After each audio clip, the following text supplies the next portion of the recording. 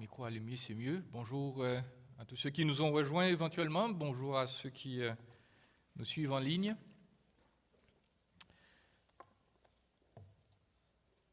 Vous avez sans doute été, dans le passé et jusqu'à maintenant, inspiré par des personnes dont l'exemple, dont la vie vous a parlé, vous a touché, a eu un impact sur vous. Positif ou négatif. Mais aujourd'hui, nous voudrions voir une vie inspirante dans le bon sens. Et il y en a dans ce monde qui ne sont pas forcément des croyants. Vous avez peut-être entendu parler de Nelson Mandela. Nelson Mandela, du temps de l'apartheid en Afrique du Sud, a été mis en prison pendant des décennies parce qu'il était un militant pour la libération donc, de son peuple. Et lorsqu'il est sorti de prison, il s'est encore impliqué dans la politique. Et quand il est devenu président, vous le savez peut-être, il a mis en place ce que l'on a appelé la commission Vérité et Réconciliation. Cette commission donc était présidée par des hommes et des femmes qui recueillaient les témoignages de personnes souvent influentes qui avaient commis des crimes contre les autochtones sud-africains. Et le principe de cette commission était très simple. Si vous confessez tout ce que vous avez fait, vous serez pardonné. Et quand je dis pardonné, c'est pardonné. Pas de poursuite, pas de casier judiciaire, pas de condamnation, pas de prison, rien. Et bien entendu, cela n'a pas tout réglé. Mais le monde entier même a été touché par cette démarche, parce que le pardon aussi extrême, cela s'est rarement vu. Et les crimes qui étaient commis là étaient des crimes très graves. On ne parle pas simplement d'argent empoché, on parle de meurtre. Mais voilà, cette volonté du pardon a inspiré, a touché beaucoup. Peut-être que vous avez aussi entendu parler de Malala Yousafzai. Malala Yousafzai, c'est une jeune Pakistanaise qui militait tout récemment pour le droit des jeunes filles à aller à l'école au Pakistan. Le Pakistan, pays à majorité musulmane, avait des règles qui faisaient en sorte qu'à partir d'un certain âge, les jeunes filles n'avaient pas besoin d'aller à l'école. Et elle a démontré, ou elle a fait des manifestations publiques, il y a eu d'autres femmes qui se sont ralliées à elle. Elle a été menacée plusieurs fois, jusqu'à une tentative d'assassinat très grave. Elle a reçu 3 balles dans la tête. Sauf qu'elle n'est pas morte. Elle est passée par la chirurgie, elle s'est rétablie, et elle a recommencé. Et de toute façon, pendant qu'elle était en chirurgie et en convalescence, le peuple pakistanais était tellement horrifié que le gouvernement sur l'heure a dû signer une charte pour permettre aux jeunes filles d'aller à l'école. Elle est devenue prix Nobel de la paix. Et donc, il y a des vies comme ça qui nous impactent, qui nous disent, voilà, on peut aller plus loin. Il y a certes de la misère et de la méchanceté dans ce monde-ci, mais on peut outrepasser ça, on peut aller plus haut, on peut aller plus loin. Et le chrétien, j'ai envie de vous dire, il doit viser encore plus haut que tout cela. Et donc, nous allons regarder un exemple de vie inspirante, mais si nous devons y réfléchir, notre vie elle-même doit être inspirante.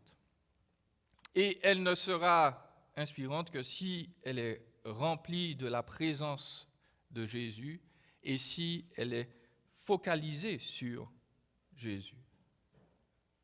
Et donc, nous allons parler aujourd'hui d'Abraham, sachant que l'ordinateur a décidé de faire la grève encore une fois. On choisit la deuxième option, Gensley, il ne veut pas de notre beau PowerPoint. On va voir trois choses simplement aujourd'hui. Une vie de foi démontrée, une vie de foi éprouvée, et puis une vie de foi centrée sur Jésus.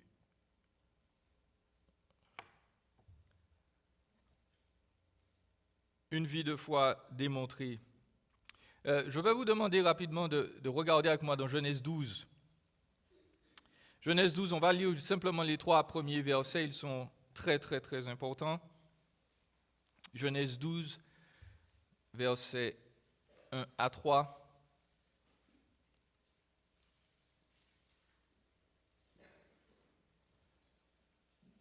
Et puis, je lis donc dans la colombe, l'Éternel dit à Abraham, va-t'en de ton pays, de ta patrie, et de la maison de ton père, vers le pays que je te montrerai. Je ferai de toi une grande nation et je te bénirai. Je rendrai ton nom grand. Deviens donc une source de bénédiction. Je bénirai ceux qui te béniront. Je maudirai celui qui te maudira. Toutes les familles de la terre seront bénies en toi. Point final.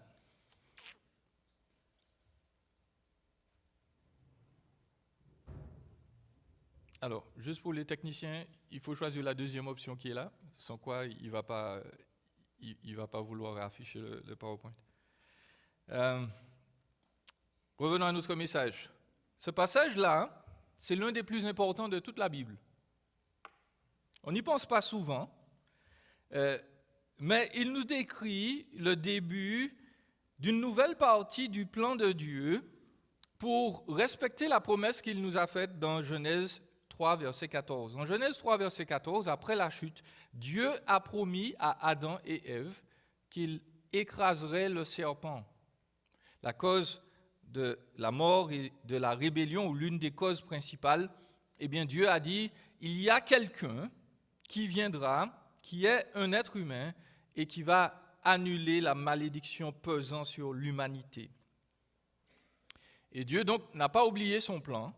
Il est en train de l'accomplir là, après l'échec apparent du déluge, après la rébellion de Babel, on va la survoler très rapidement, nous arrivons à un homme qui s'appelle Abraham.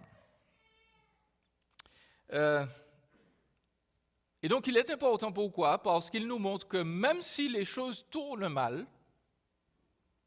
la grâce de Dieu n'est jamais vaincue, chers amis. Vous pouvez vous trouver dans le marasme le plus grand, qu'il soit social, moral ou personnel. L'Écriture nous dit, Dieu n'abandonne jamais son plan. Il veut toujours faire grâce. Et Abraham, c'est un signe de la grâce de Dieu. Et donc, Abraham, on va y arriver, Abraham, c'est un incroyant. Il s'appelle auparavant Avram, ce qui veut dire Père exalté. On va voir que c'est sans doute une référence au Dieu principal de la région. On va y arriver tout de suite. Et puis Dieu a plus tard changé son nom en Avraham, qui signifie Père de plusieurs nations, parce que Abraham va se multiplier. Très rapidement, Abraham descend de la lignée de Noé en passant par son fils Shem. Donc, on ne va pas lui voir tout cela, mais vous avez une petite idée. Vous avez plusieurs centaines d'années probablement qui s'écoulent là entre Noé, Shem, Abraham. Et Abraham a donc 2 frères, Nahor et Haran, qui va d'ailleurs décéder. Et puis, Abraham, il a 75 ans lors de ce passage que nous venons de lire là. Abraham est marié à sa demi-sœur Sarai. elle est fille de son père, mais pas de sa mère. Et nous voulons rappeler à ce sujet que la révélation est progressive. Dieu autorisait les choses à cette époque, il n'y avait pas d'autre moyen de toute façon. Il a créé l'humanité à partir d'un seul couple, Adam et Ève. Jusqu'à la venue de la loi, c'était permis. Donc, Abraham, c'est le demi-frère de Sarah, on va y revenir, c'est important. Et puis, Abraham, en termes de date de naissance, Abraham est né, il a vécu il y a 4000 ans de cela, 2000 ans avant Jésus, dans une culture païenne de toute la région qui allait devenir la Babylonie. La ville d'origine de sa famille s'appelait Our. On écrit Ur, mais ça se prononce Ou en hébreu, ou Our. Et il faut le savoir, cette ville était l'une des plus peuplées, l'une des plus cultivées, l'une des plus sophistiquées et puissantes de la civilisation. Et Haran, l'autre ville où le père d'Abraham s'était installé, était tout aussi importante et tout aussi connue. Elle était inclue dans toute cette sphère sur laquelle la ville de Babylone avait de l'influence. Et donc, Abraham, est parti d'une région ou de deux régions, que ce soit Our ou Haran, qui n'étaient pas des espèces de petits villages quelque part dans le coin. Abraham est parti de régions qui étaient l'équivalent de New York, Paris, Montréal, Ottawa. Abraham, il a quitté une vie confortable. Pourquoi? Certains diraient pour rien. Et puis, je vais arriver au point que j'ai mentionné tout à l'heure. Abraham, c'est un incroyant. Et même pire que ça, excusez-moi, mais Abraham n'est pas juif. En tout cas, pas à cette époque. Abraham, il porte le nom d'une divinité ou d'une évocation à la divinité de cette région. On l'appelait Nana ou Nanar ou Shin. C'était le dieu lune. Ces gens adoraient la lune.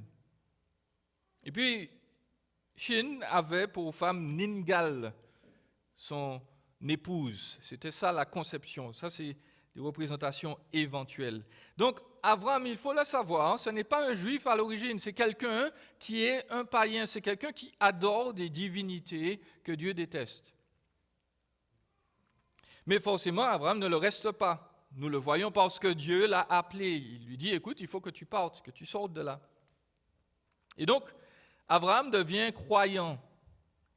Et au milieu de toute cette opulence, Dieu va bouleverser sa vie. Il l'appelle à quitter sa patrie, à quitter son confort et à partir.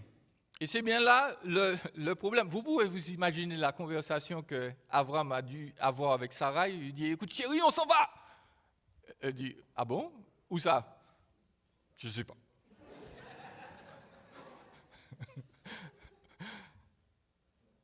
Parce que c'est exactement ce qui s'est produit. Dieu, le père d'Abraham, Terah, il avait une destination, mais Dieu lui dit, bien, écoute, tu vas quitter ton pays, ta patrie, mais je ne te dis pas où tu vas. Donc pars. Et donc, ce Dieu inconnu, là, il lui dit de partir, mais il lui fait des promesses incroyables. Il lui fait premièrement des promesses de descendance. Il lui dit, écoute, lui qui a 75 ans sans enfant, il va être l'ancêtre d'une grande nation, même de plusieurs, on va le voir plus tard, qui vont posséder ou qui va posséder un pays entier. Dieu s'engage à lui donner une descendance. Dieu s'engage à le rendre célèbre. Et ça marche. Aujourd'hui encore, on parle d'Abraham. La phrase doit nous faire réfléchir. Je rendrai ton nom grand. C'est ce qu'il dit là dans notre passage au verset 2. Je vais rendre ton nom grand. Et normalement, ça doit nous rappeler quelque chose. Le chapitre précédent, l'Écriture a décrit une rébellion des hommes, l'une des premières, en tout cas en termes d'échelle, où les êtres humains se sont rebellés contre Dieu et ils lui ont dit, écoute, on n'a pas besoin de toi. Et ils se sont dit à chacun, dans Genèse chapitre 11, verset 4, je vous le lis, ils ont dit, allons, bâtissons-nous une ville et une tour dont le sommet touche le ciel et faisons-nous un nom. Devenons célèbres.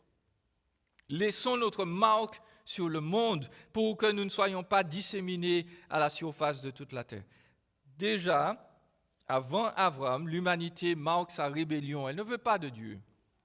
Elle veut son propre plan. Dieu a dit à tous les êtres humains, répandez-vous sur toute la surface de la terre. Les êtres humains ont dit à Dieu, non, on va rester dans notre petit coin et on va devenir célèbres pour nous-mêmes. Et Dieu les a dispersés par le jugement de Babel. Et donc, Dieu dit à Abraham, écoute, si quelqu'un doit te rendre célèbre, c'est moi. Ce n'est pas toi qui vas contribuer à ta célébrité, c'est moi. Et ça doit faire réfléchir tous les influenceurs et influenceuses du monde. Je referme la parenthèse.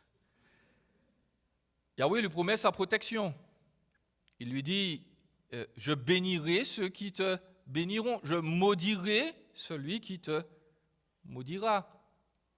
Dieu promet de combattre tous les adversaires d'Abraham. Et puis, Dieu lui dit aussi, sois une source de bénédiction, ou plus affirmativement, tu seras une source de bénédiction.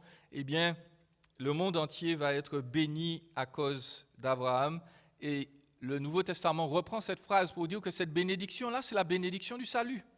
C'est par Abraham que nous l'obtenons. Et donc, à ce moment-là, voyez-vous, nous savons qu'Abraham devient un croyant. Devient un croyant dans le vrai Dieu de la Bible. Comment je sais cela? Eh bien, simplement parce que dans Genèse 12, on nous dit au verset 4, Abraham partit comme l'Éternel le lui avait dit. Dieu a appelé Abraham, il lui a dit, écoute, j'entre en relation avec toi, je serai ton Dieu, et nous savons qu'Abraham a foi en Dieu. Pourquoi? Parce qu'il parle, parce qu'il obéit. Et donc, Abraham va faire un périple de 1000 kilomètres. Si on compte la distance qu'il a parcourue déjà de Our, et puis sa distance là qu'il va faire pour arriver jusqu'à Israël, on est à plus de 1000 kilomètres. Il arrive dans la terre promise, il s'y installe, il parcourt le pays. Dans Genèse 12, verset 7, nous ne l'avons pas lu, mais il construit des autels. Il déclare donc par là même que Dieu est intervenu pour lui, que Dieu est en relation avec lui et qu'il est en relation avec Dieu.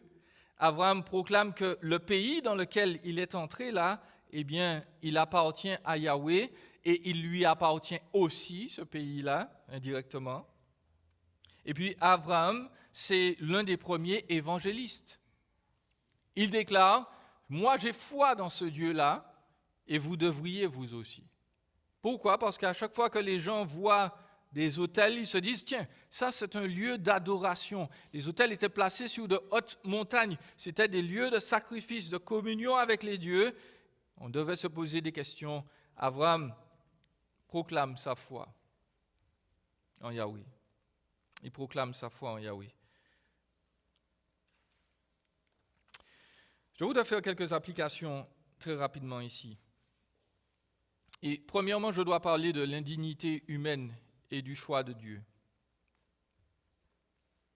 Voyez-vous, les Juifs pensaient, les rabbins juifs, particulièrement un peu avant le temps de Jésus, pensaient qu'Abraham était un homme extraordinaire. Il y a un verset dans Genèse 26, verset 5, qui déclare qu'Abraham a écouté mes voix, il a observé mes règles, il a observé mes commandements, mes décrets et mes enseignements. Dans Genèse 26, verset 5. Et les rabbins se sont basés sur ce verset pour déclarer qu'Abraham, Isaac et Jacob, ils ont respecté tous les commandements. Pour eux, ces hommes-là étaient justes, parfaits, admis aux yeux de Dieu de manière naturelle, et cela avant que la loi n'ait été donnée. Et les rabbins donc concluaient que la loi est éternelle et qu'on doit toujours l'observer en tout temps. Et à ça, nous devons répondre que notre pasteur Pierre Klippfeld nous a mis en garde contre l'anachronisme biblique. On n'a pas le droit de prendre des versets d'un autre contexte, d'une autre époque, et puis de les imposer à ce qui est là. Les rabbins juifs n'ont pas raison. Il n'y avait pas la loi telle qu'elle est donnée à Sinaï du temps d'Abraham. L'Écriture ne nous laisse jamais supposer qu'Abraham était juste avant sa naissance ou depuis sa naissance. Abraham vient d'un milieu païen comme les autres. Il adorait Nana et Ningal. Abraham était digne de la colère de Dieu comme les autres.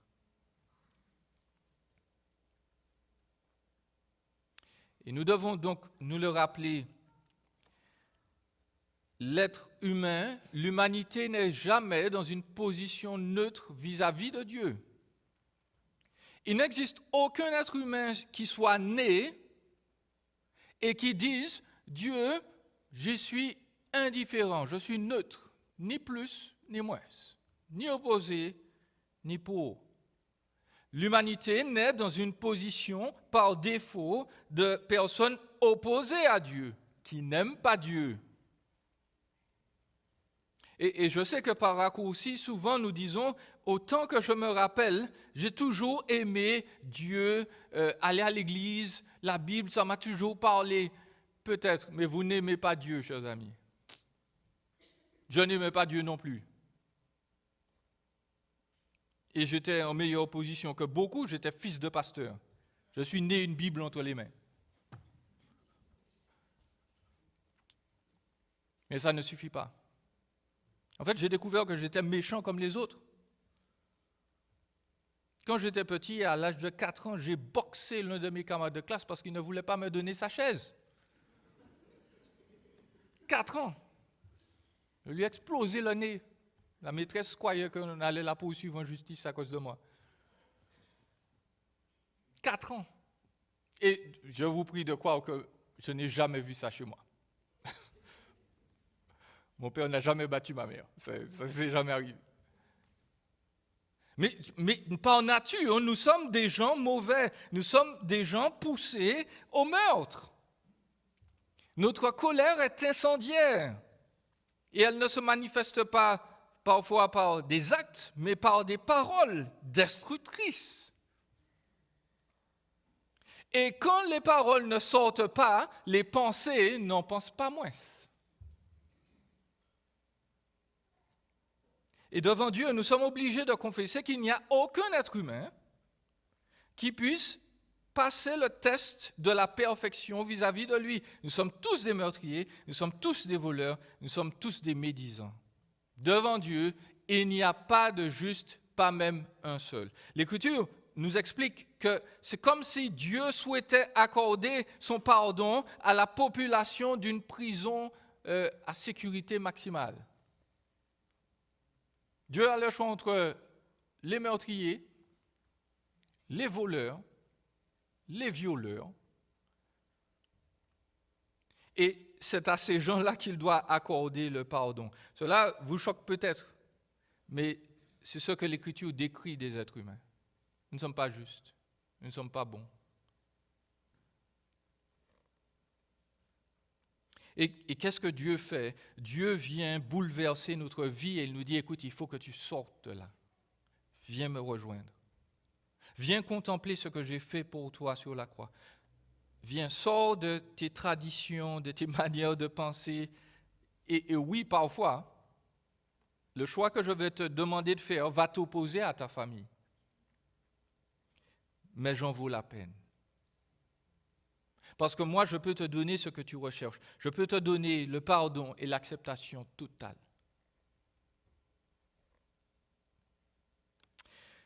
C'est ma première application. Ma deuxième application dit simplement que notre foi sera toujours démontrée.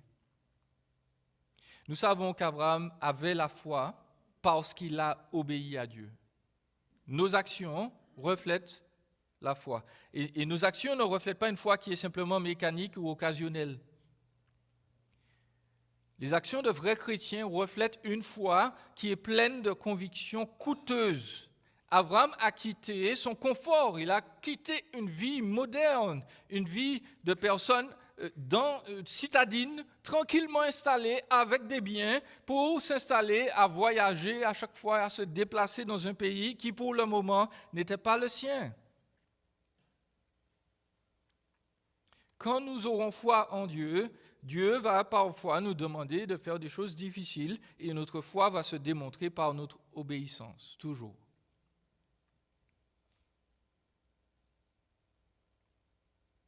Elle n'est pas là, je peux en parler? Elle n'aime pas quand j'en parle. Je parle de ma femme. Mon épouse est sortie de Corée du Sud. Son père était un commerçant affluent. C'est la femme la plus intelligente que j'ai rencontrée. Et puis, par malheur, elle le dit elle-même, pour elle, Dieu l'a aveuglée et elle est tombée amoureuse de moi. Et donc, elle a dû me suivre en Martinique, là où il fait chaud tout le temps, 85% d'humidité, il y a des moustiques tout le temps. Okay, il n'y a pas d'hiver en Martinique. Hein. Si vous avez des moustiques, c'est de janvier à décembre. Où les gens parlent français et créole. Elle aurait pu choisir autre chose. Mais comme je dis, Dieu l'a aveuglée et puis bon... Elle voulait devenir missionnaire, donc elle s'est dit, bon, voilà, c'est le meilleur compromis que je puisse trouver. Mais voilà, nous nous sommes retrouvés ensemble parce qu'on a cru que c'est là qu'on devait aller, et elle a accepté de me suivre là, et elle a œuvré pour la gloire de Dieu là-bas. Notre foi ne reste jamais théorique. Et je le redis, Dieu va souvent nous demander d'aller au-delà de ce que nous pensons possible. Et si nous sommes ses enfants, nous obéirons. Avançons. Nous devons parler de la foi éprouvée d'Abraham. Au vu du temps qui passe, je vais sans doute traiter plutôt 2 plutôt que 3 épreuves. La famine et l'Égypte, Genèse 12, versets 10 à 20, la séparation d'avec Lot, et puis la proposition du roi de Sodome et Gomorrhe. Je vais vous parler de cette foi précisément qui est testée, toujours au chapitre 12. Je voudrais vous lire quelques versets, des versets 10 à 13. Nous sommes dans Genèse 12, verset 10.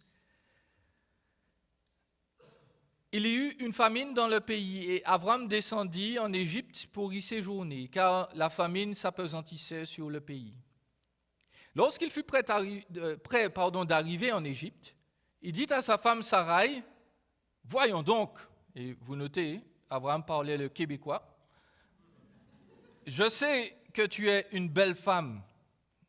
Aussi, quand les Égyptiens te verront, ils diront, c'est sa femme. Alors ils me tueront et te laisseront la vie.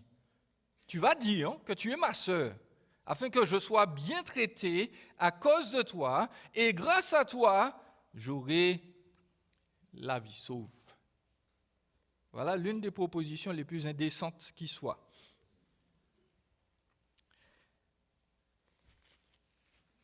Et je veux répéter ce que j'ai dit dans les semaines passées. Dieu va tester notre foi. Il ne va pas le faire tout le temps, mais il y aura des moments de test, des moments d'examen. Et en voilà un premier.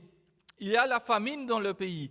La famine, c'est sûr, c'est toujours une conséquence du climat, certes, mais l'Écriture nous dit que Dieu dirige tout. Et que les famines sont souvent pour le peuple de Dieu une occasion de test. Là, le texte ne nous dit pas qu'Abraham a forcément fait une erreur de partir, mais en général, il faut le savoir, souvent, l'Écriture mentionne que les famines sont le temps où le peuple de Dieu doit choisir est-ce qu'il reste dans le pays promis ou est-ce qu'il s'en va. Et à chaque fois que le peuple de Dieu s'en va du pays promis, c'est pas bon. Je ne dirais pas que c'est forcément le cas ici, mais voilà.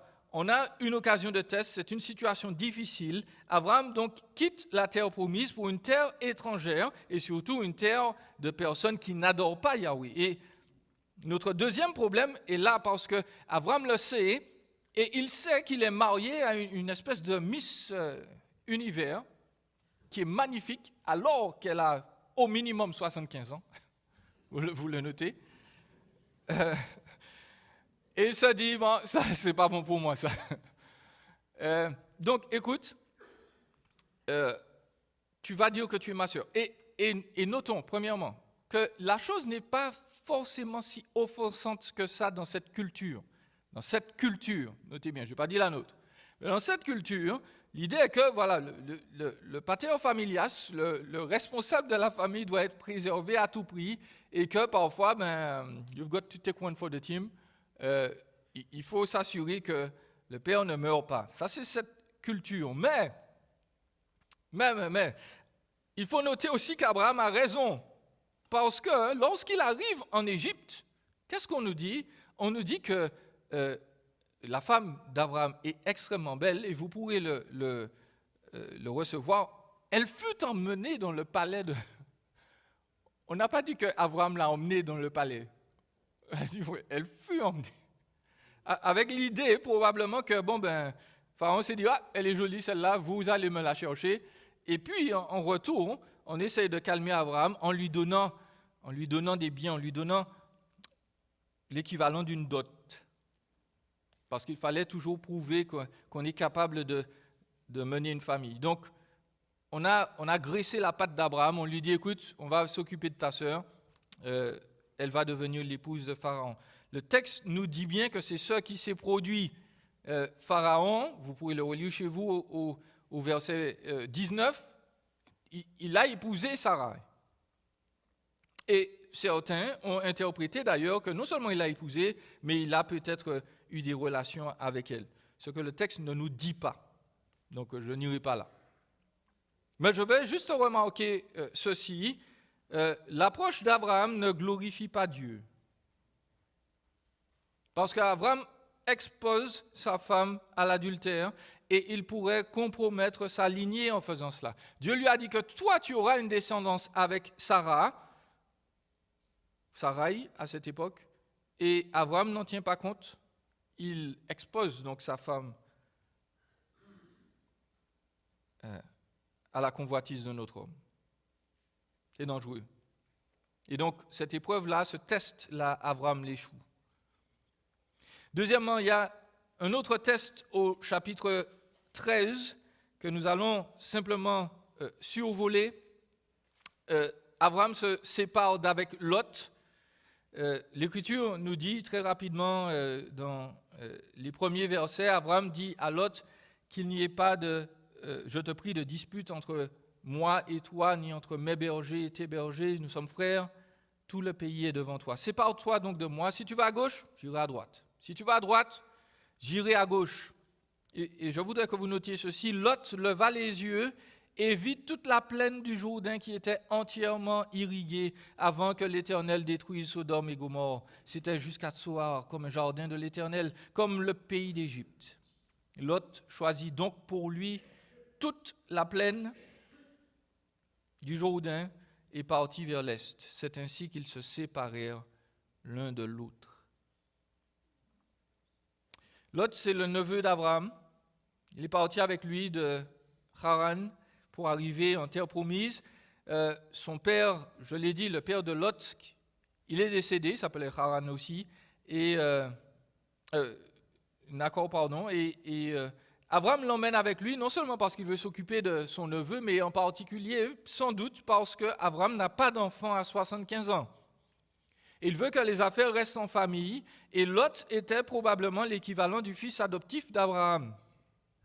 Sauf que voilà, ils ont tellement de biens tous les deux qu'ils ne peuvent plus vivre ensemble. Il y a des jalousies, il y a des disputes. Donc Abraham est généreux. Lui à qui Yahweh a donné le pays, eh bien il dit à son neveu, écoute, tu choisis. Tu choisis une direction. Tu vas à droite, moi j'irai à gauche. Tu vas à gauche, j'irai à droite. Tu fais ce que tu veux, tu vas où tu veux.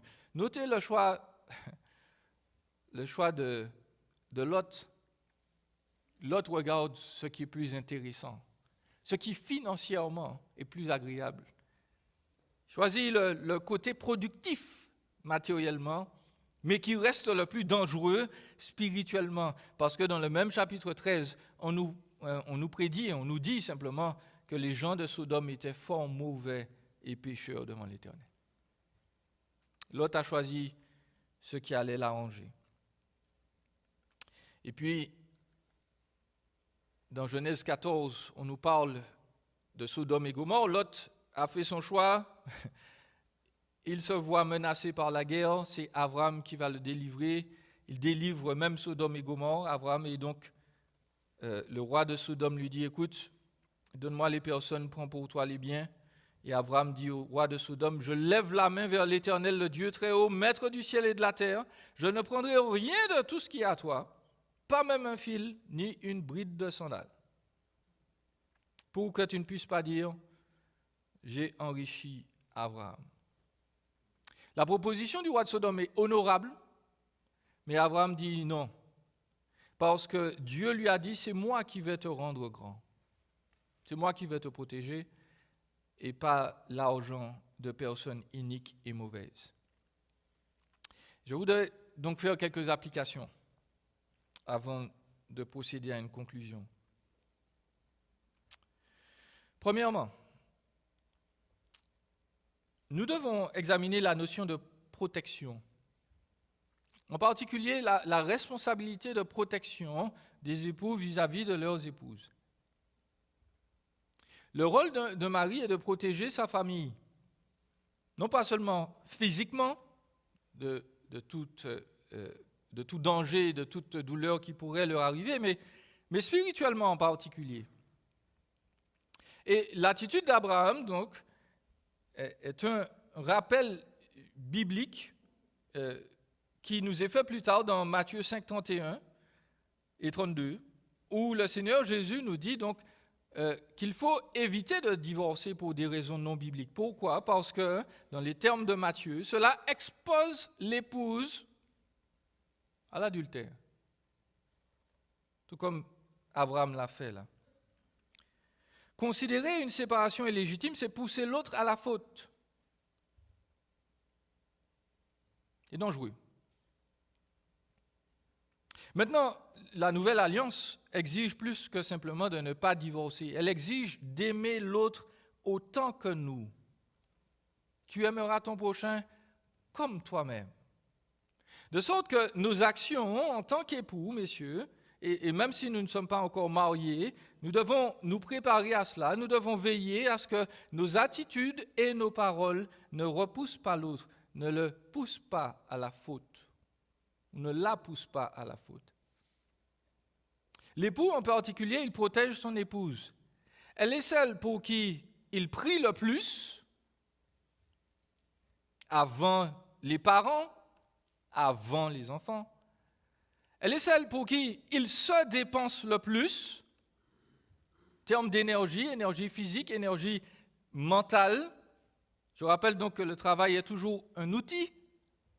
Nous travaillons pour pourvoir à nos besoins, pour que nos familles vivent bien dans la paix. Et donc, nous devons nous assurer qu'il reste toujours de l'énergie pour quand on va rentrer à la maison, messieurs. Donc l'épouse, c'est celle pour qui on va se dépenser le plus, et peut-être celle pour qui on va dépenser le plus aussi, mais ça c'est autre chose.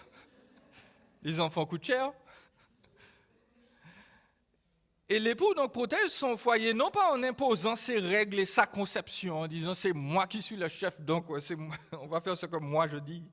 Non, l'idée c'est qu'il est un leader serviteur, il se met sous les autres, il se met à la disposition des autres pour qu'ils soient réjouis, pour qu'ils soient dans la joie perpétuelle, qu'ils soient dans une disposition qui va les aider à servir Dieu au mieux. Ça, c'est le rôle de l'époux.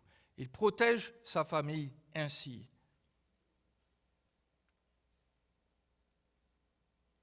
Abraham ne l'a pas fait, et nous ne devons pas faire comme lui.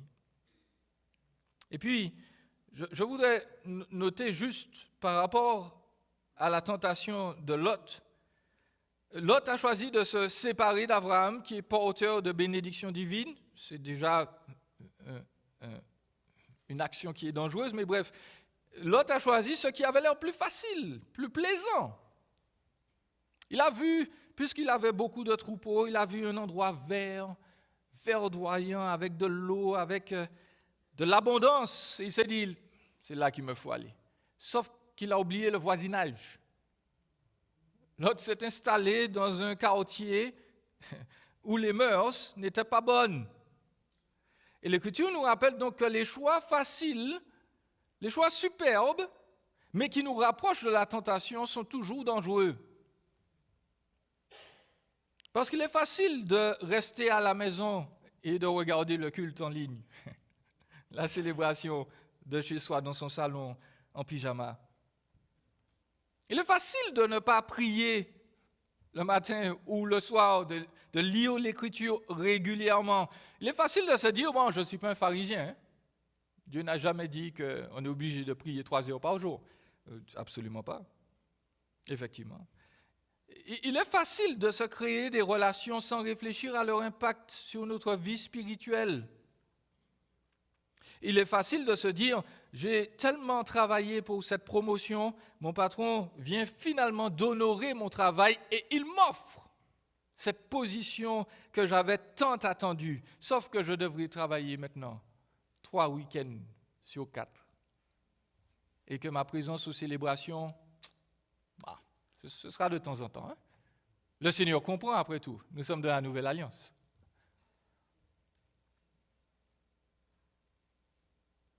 Est-ce que nos choix faciles nous permettent de servir Dieu au mieux dans notre communauté, dans son Église? Ou bien est-ce qu'ils sont des obstacles finalement et des illusions trompeuses qui nous promettent une vie soi-disant plus agréable avec plus de moyens et qui nous cachent la face de Dieu au fur et à mesure? Nous devons nous poser la question.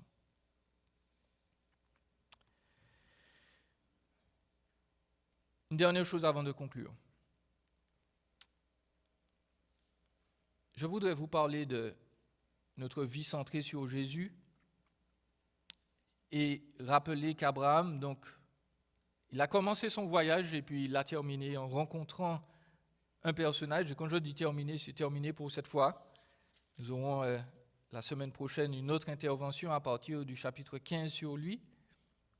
Mais Abraham rencontre à la fin de la délivrance de Sodome et Gomorrhe, il rencontre un homme qui s'appelle Melchisédek. Melchisédek, littéralement, c'est le roi de la justice. C'est le roi de Urushalim, de Jérusalem, qui vient le bénir. Il est serviteur du Très-Haut. L'Écriture nous dit que Melchisédek vient apporter du pain et du vin, un peu comme ce matin. Il était sacrificateur du Très-Haut, il a béni Abraham, il a dit « Béni soit Abraham par le Dieu Très-Haut, le Maître du ciel et de la terre, béni soit le Dieu Très-Haut qui a livré les adversaires entre tes mains. » Et Abraham lui a donné la dîme de tout. Melchisédek, c'est un homme dont on a retrouvé des évocations dans l'archéologie. Il y avait un homme qui était roi de Jérusalem qui s'appelait Eved Tov et qui a dit que sa couronne n'a pas été reçue de son père ou de sa mère. Elle lui a été donnée par le Dieu puissant, le Dieu élevé, El Elyon. Et qui est une référence à Melchisédek. Melchisédek, il est intéressant parce que s'il est le roi de justice, l'Écriture nous dit que c'est l'un des seuls dans cette période qui, comme Abraham, connaît Dieu. Pourquoi? Parce que Dieu s'est révélé à lui également. Et l'Écriture nous dit que Melchisédek, c'est un roi, mais c'est aussi un prêtre. Et Abraham se soumet à lui. Pourquoi j'évoque son nom? Parce que dans l'histoire d'Abraham, Abraham rencontre plusieurs fois, de manière anticipative, Jésus. Et voici l'un des épisodes. Abraham rencontre un antitype, une préfiguration de Jésus. Melchisédek, c'est le roi de la justice, tout comme Jésus. C'est le roi de Jérusalem, tout comme Jésus. C'est le grand prêtre par excellence qui va pardonner nos fautes, qui intercède pour nous. Il est éternel, il est parfait, tout comme Jésus. Et cette rencontre, donc, nous dit bien que Jésus était déjà là, pour ainsi dire, présent dans l'Ancien Testament et au centre de la vie d'Abraham. Est-ce que Jésus est présent et au centre de nos vies? Est-ce que nous le rencontrons souvent par sa parole? Je veux conclure par quelques versets dans Hébreux. L'Écriture nous dit, c'est par la foi, l'avons lu, qu'Abraham obéit à l'appel de Dieu en partant vers un pays qu'il devait recevoir en héritage. Il partit sans savoir où il allait, c'est par la foi qu'il vint s'établir dans la terre promise comme en un pays étranger habitant sous des tentes, ainsi qu'Isaac et Jacob, héritiers avec lui de la même promesse, car il attendait la cité qui a de solides fondations, celle dont Dieu est l'architecte et le constructeur. La vie d'Abraham est inspirante, non pas parce qu'il a cherché à être une inspiration, mais c'est parce qu'Abraham était focalisé sur Christ. Et surtout, le Nouveau Testament nous dit qu'Abraham, il savait où il allait. Et le Nouveau Testament nous précise qu'Abraham savait que sa demeure ultime, ce n'était pas le pays de Canaan. Abraham n'était pas focalisé sur la terre qui se trouve actuellement en Palestine. Ce n'était pas son objectif final. Son objectif final, c'était une cité éternelle. Abraham savait qu'il était un voyageur et que sa destination ultime, c'était Jésus, Dieu, Yahweh, dans une cité céleste. Et là, sa vie a été inspirante, parce qu'il ne se battait pas pour des possessions terrestres. Il ne se battait pas pour lui-même. Il se battait pour voir la face de celui qu'il a appelé. Chers amis, nous vivons aussi pour la même raison. Si nous connaissons Jésus, nous savons que notre demeure n'est pas ici-bas. Rien de tout ce que nous voyons ici ne subsistera, absolument rien. Ni nos vêtements, ni nos maisons, ni nos voitures, ni l'église, le bâtiment, rien. Mais il y a quelqu'un qui nous attend. Il y a quelqu'un qui a dit, écoute, je vais te préparer une place. Et quand ta place sera prête, je reviens te chercher. Et ça, c'est notre espérance. Quand nous aurons cette espérance-là, quand nous serons focalisés sur le but, eh bien, on aura un impact. Là, nos vies vont toucher, vont irradier ceux qui sont autour de nous, et le monde va être transformé. Que le Seigneur nous encourage. On va prier. Seigneur, merci de nous faire grâce. Merci de te glorifier à travers ta parole. Merci, Seigneur, de réorienter nos regards sur toi. Sur celui qui est mort pour nous, ressuscité pour nous. Sur celui pour qui nous vivons, que nous attendons avec impatience. Seigneur, ce monde est troublé, mais tu nous appelles encore à vivre pour toi et à trouver en toi l'espérance dont nous avons besoin pour continuer à y vivre. Alors, comme Abraham, donne-nous de vivre cette vie, les yeux fixés sur toi, en voyant la vie d'autres personnes autour de nous transformer. Et nous t'avons prié dans le beau nom de Jésus, ton Fils. Amen.